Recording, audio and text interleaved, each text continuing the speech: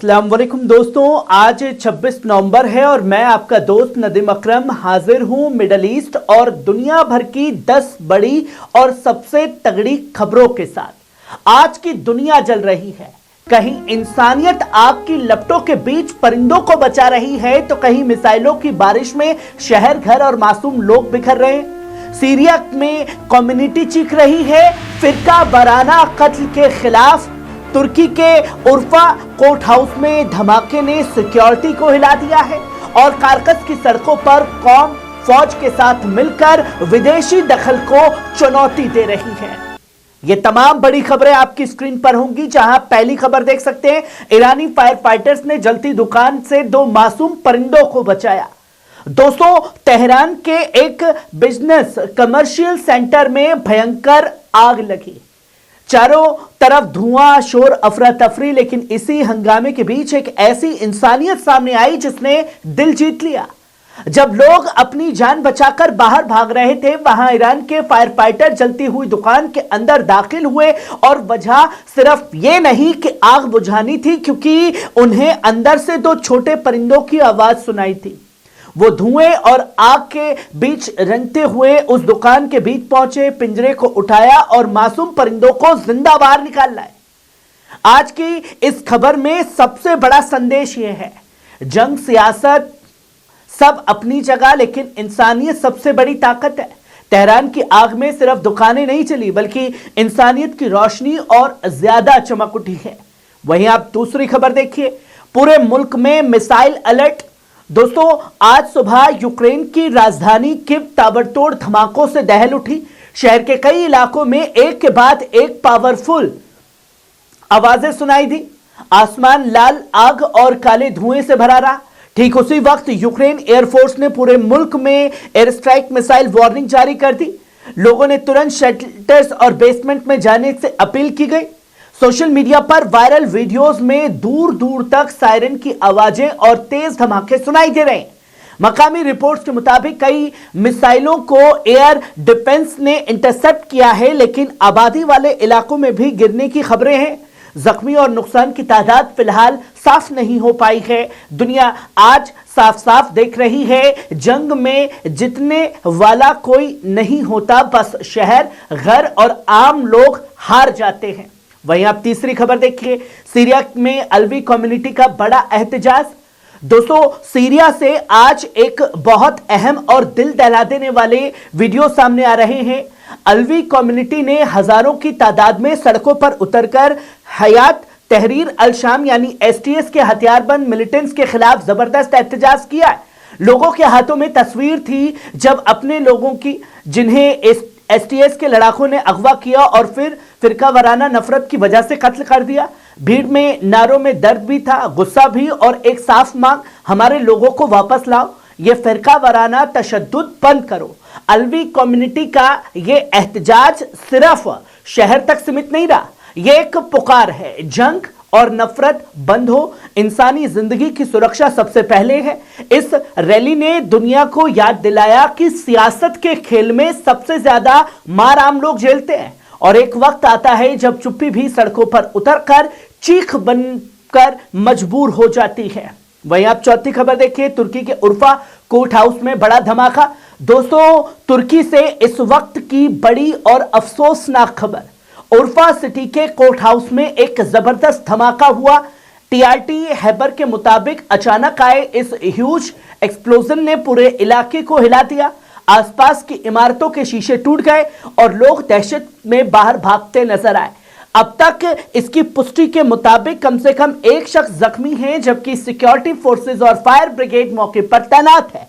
इलाके की घेराबंदी कर दी गई है और धमाके की वजह की तहकीकात जारी है। क्या गैस ब्लास्ट था, कोई डिवाइस या टारगेट अटैक था, अभी साफ नहीं हो पाया है। सोशल मीडिया पर सामने आए वीडियोस में धुआं उठता दिख रहा है और लोग चीखते भागते नजर आते हैं। यह वाकया एक बार फिर साबित करता है कि सुरक्षा और अमन कितने नाजुक है और कानून के दरवाजों तक पहुंची हिंसा समाज के लिए सबसे बड़ा खतरा बन चुकी है। वहीं आप पांचवी खबर देखिए, ईरान पाकिस्तान की अहम मुलाकात। दोस्तों, आज एक बड़ी कूटनीतिक डेवलपमेंट हुई है। ईरान के top security official Ali Larijani ने पाकिस्तान का दौरा किया और वहां पाकिस्तान के सदारत आसिफ अली जरदारी से मुलाकात की। इस बैठक में दो तरफा रिश्तों को मजबूत करने, बॉर्डर सिक्योरिटी, ट्रेड और एनर्जी कॉरपोरेशन जैसे मुद्दों पर गहरी बातचीत हुई। इसके साथ ही जनरल मसाइल, खासकर अफगानिस्तान की सिचुएशंस, आतंकवाद के खतरे और मिडिल ईस्ट में बढ़ते तनाव पर भी दोनों नेताओं में तफसील से चर्चा हुई। दोनों मुल्क का यह मैसेज साफ है, ईरान और पाकिस्तान मिलकर अमन, स्थिरता और आपसी ताउन को आगे बढ़ाना चाहते हैं। इस मुलाकात ने यह संकेत भी दिए, रीजन में बदलती सियासत के दौर में ईरान और पाकिस्तान एक दूसरे के लिए अहम साझेदार बनने जा रहे हैं। वहीं आप छठी खबर देखिए, कारकस की सड़कों पर लाखों वेनेजुएला वासी। दोस्तों, वेनेजुएला की राजधानी कारकस आज एक ऐतिहासिक मंजर की गवाह बनी है। हजारों नहीं, लाखों वेनेजुएला वासी अपनी फौज के साथ कंधे से कंधा मिलाकर सड़कों पर उतरे हैं और विदेशी दखल के खिलाफ अपनी ताकत दिखा दी है। लोगों के हाथों में झंडे थे, आवाज में जुनून था, संदेश साफ था, हम अपने मुल्क की हिफाजत हर हाल में करेंगे, चाहे बाहरी खतरा कोई भी क्यों ना हो। यह रैली उस वक्त हुई जब अमेरिका की जानिब से बेमिसाल दबाव और धमकियों का दौर चल रहा है। मुल्क पर रेजिम चेंज की कोशिश और आर्थिक बंदियों की वजह से हालात पहले ही मुश्किल हैं, लेकिन आज कारकस की सड़कों ने बता दिया कि कौम एकजुट है। आज की यह तस्वीर दुनिया के लिए एक पैगाम है, जब जनता और फौज एक साथ खड़ी हो जाए तो कोई बाहरी ताकत मुल्क को गिरा नहीं सकती। वहीं आप सातवीं खबर देखिए, हवाई का किलाउला ज्वालामुखी फिर फटा। दोस्तों, हवाई से इस वक्त की बड़ी प्राकृतिक खबर सामने आई है। किलाउला ज्वालामुखी एक बार फिर फट पड़ा है और इसके साथ लावा फाउंटेन बन गया, जिसे रात के अंधेरे में आग की रोशनी ने बदल दिया। सोशल मीडिया पर सामने आए वीडियोस में गर्म लाल धावा आसमान तक उछलता हुआ साफ दिखाई दे रहा है। जमीनें कांप रही हैं, हवा में राख है और आसपास के इलाकों में अलर्ट जारी कर दिया गया है। फिलहाल आबादी वाले इलाकों के लिए सीधा खतरा नहीं बताया जा रहा, लेकिन विशेषज्ञों का कहना है कि वॉल्केनो में एक्टिविटी बढ़ती या बदलती भी सकती है, इसलिए लोगों को दूरी बनाए रखने की हिदायत दी गई है। किलाउवा दुनिया की सबसे एक्टिव ज्वालामुखियों में से एक है और हर बार की तरह इस बार भी याद दिला रहा है, प्राकृतिक ताकतवर है, इंसान नहीं। वहीं आप आठवीं खबर देखिए, सूडान जंग पर यूएई की बड़ी बयानबाजी। दोस्तों, सूडान की जंग पर आज कूटनीति के मोर्चे से बड़ी अपडेट आई है। यूएई के राष्ट्रपति के डिप्लोमेटिक एडवाइजर अनवर गरगश ने कहा कि सूडान में जंग खत्म करने के लिए अमेरिका को कोशिशों का यूएई स्वागत करता है, लेकिन बात यही नहीं रुकी है। गरगशा ने सूडान की आर्मी और आरएसएफ दोनों पर अत्याचार बर्बरताओं का इल्जाम लगाते हुए कहा कि आम लोगों पर हमले किसी भी सूरत में काबिले कबूल नहीं है। इसी बीच अमेरिकी सदर डोनाल्ड ट्रंप ने यह बयान दिया कि वो सूडान की जंग खत्म कराने के लिए काम करेंगे और यह कदम सऊदी क्राउन प्रिंस मोहम्मद बिन सलमान की दरख्वास्त के बाद सामने आया है।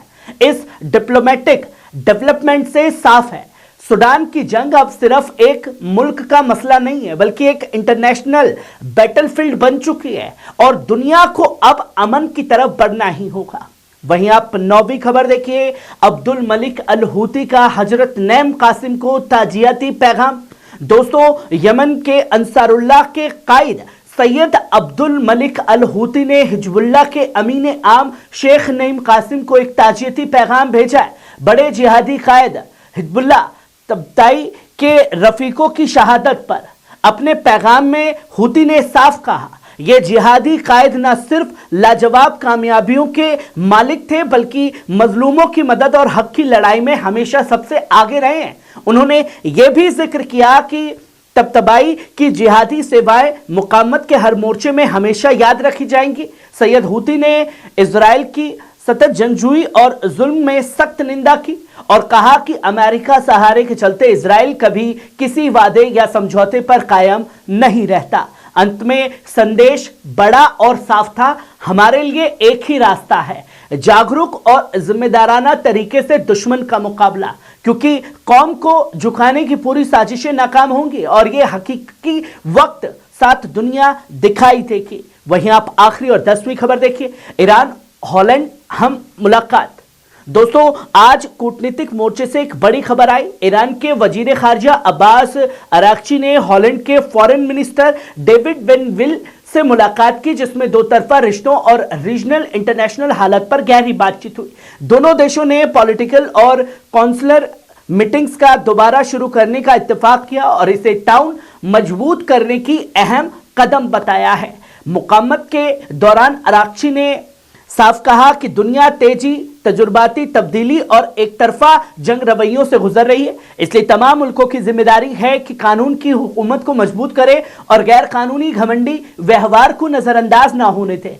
यह दौरा यूरोप के कई देशों के साथ ईरान के रिश्तों की नई बहाली का हिस्सा है, ऐसे वक्त में जब रीजनल तनाव और इंटरनेशनल दबाव दोनों बढ़ रहे हैं और हॉलैंड उन चंद यूरोपीय मुल्कों में से एक है जो पाबंदियों और एटमी तनाजे के बावजूद ईरान के साथ डिप्लोमेटिक और इकोनॉमिक रिश्ते बनाए रखे हुए है, जिसकी तस्वीरें लोगों के सामने हैं। नाजरीन, ये थी मिडल ईस्ट की 10 सबसे बड़ी अहम खबरें। आपको कैसी लगी? कमेंट बॉक्स में आकर के अपनी राय जरूर दीजिएगा। शुक्रिया।